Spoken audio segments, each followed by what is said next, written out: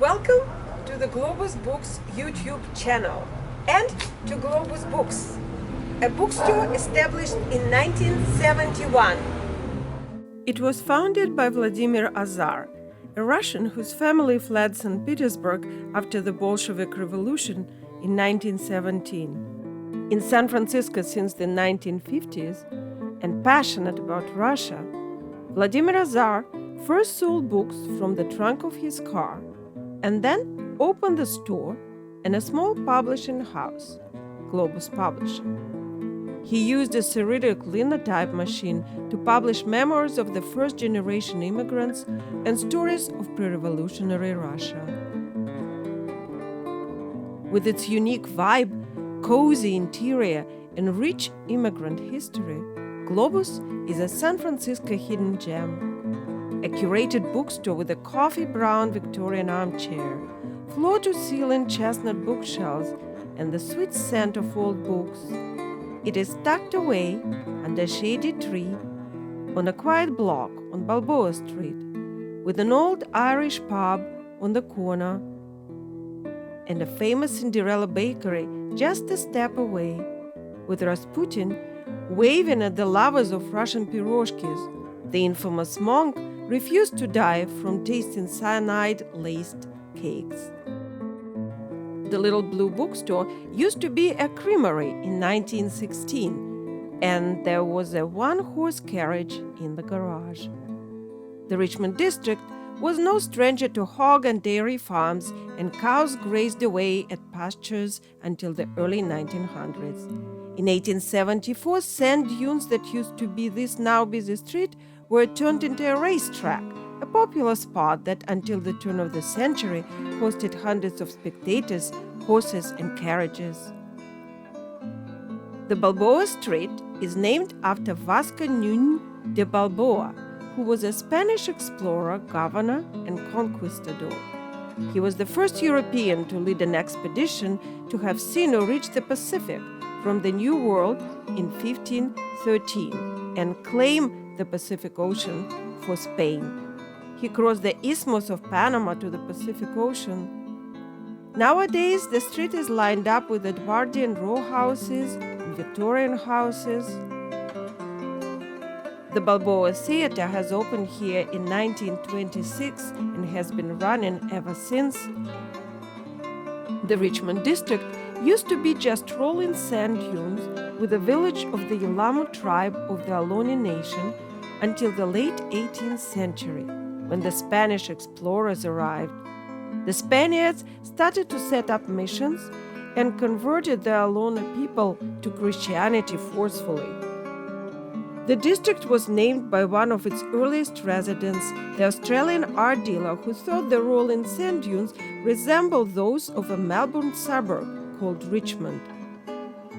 In the 1800s, what is now the Richmond District was known as the Outside Lands because it was outside the original city boundaries when California became a state in 1850. The earliest inhabitants of the Richmond were the dead, the spirits. Cemeteries were placed just east of the district and within the outside lands as well. Originally, this area of the city was owned by Mexico, then annexed by the U.S. in 1848 and officially made part of San Francisco in 1866. In the 1960s, the Asian Americans unfortunately were not welcomed, according to the long-time residents. At the time, the Richmond District was populated by Russian, Irish, and Jewish immigrants. Nowadays, the 50 blocks are teeming with life and the fusion of cultures. It is the hub of the inner Richmond, Geary Boulevard and Clement Street, are famous for its Chinese, Cambodian, Korean, Burmese, and Russian cuisine.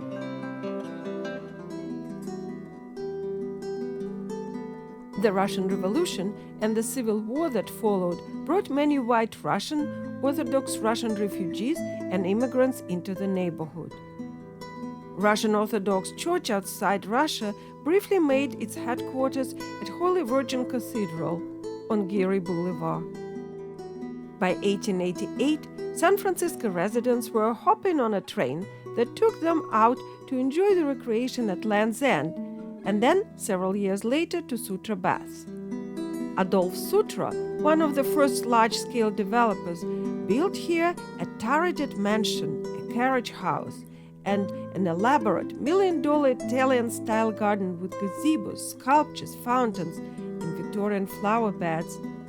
The observation plaza overlooked the Cliff House, the Dolce Far Niente balcony, a long terrace along the cliff, looked at the ocean beach. In 1880, Sutra purchased the Cliff House and later built the Sutra Baths near Ocean Beach. The baths featured 6 saltwater and 1 freshwater pools, rides and slides, a museum displaying an extensive collection of stuffed and mounted animals, and a nice skating rink.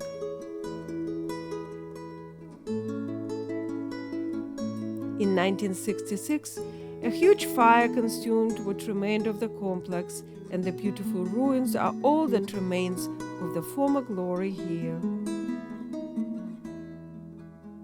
April 4, 2020 marked the 150th anniversary of the Golden Gate Park.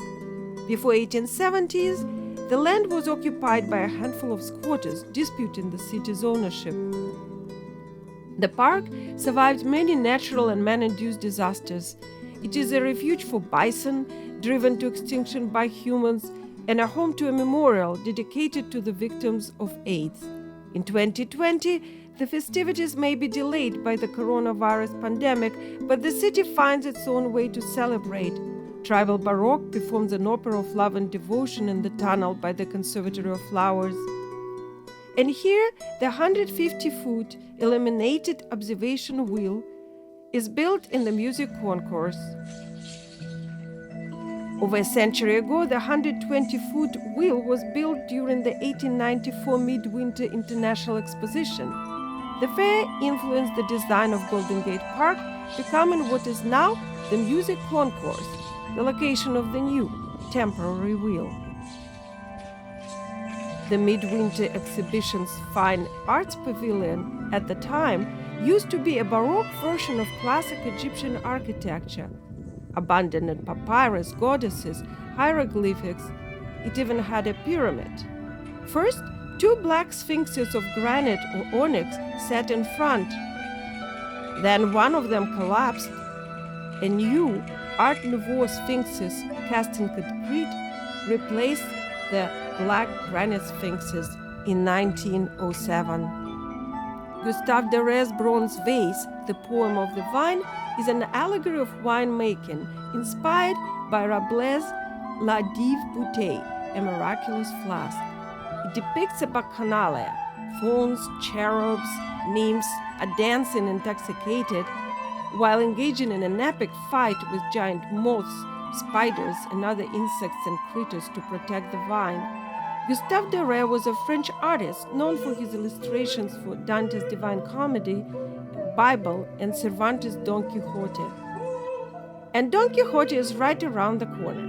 In 1916, San Francisco artist Joe Mora created this bronze and rock sculpture of Don Quixote and Sancho Panza kneeling before the bust of their creator, Miguel Cervantes.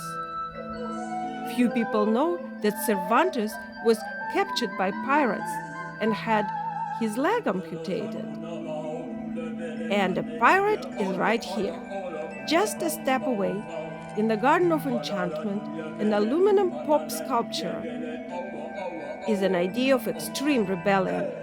Hooks for hands, pegs for legs, patched eyes, 2 swords, and 2 parrots.